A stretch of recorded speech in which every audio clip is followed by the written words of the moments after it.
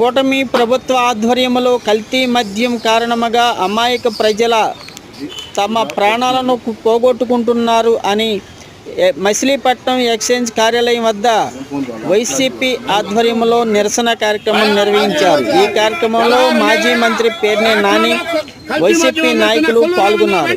ఈ సందర్భంగా మాజీ మంత్రి పేర్ని నాని మాట్లాడుతూ సారా మంత్రి అంటాడు మేము నాణ్యమైన మందు అమ్ముతున్నాం అని దానికోసం ఒక యాప్ తీసుకువచ్చాం, కొన్న వెంటనే స్కాన్ చేసి పరిశీలించుకోండి అని అంటున్నాం। ఆ సమయంలో పేదవారు టచ్ ఫోన్ లేని పరిస్థితి ఏంటి అని ప్రశ్నించారు। కల్తీ మద్యం తాగే వారికి కుటుంబం ఉంటుంది, మద్యం తాగకూడదు అని చెప్పాలి। ఒకవేళ మద్యం తాగకుండా ఉండలేకపోతే నాణ్యమైన మద్యం అయినా ఇవ్వాలి।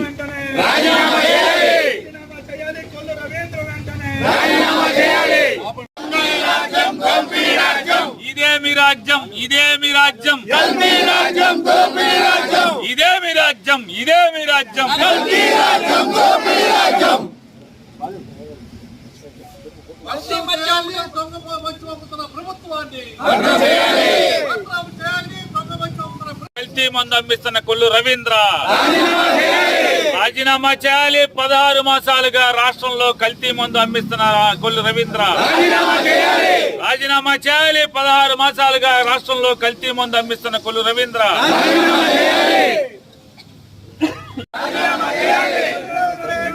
రాజీనామా చేయాలి।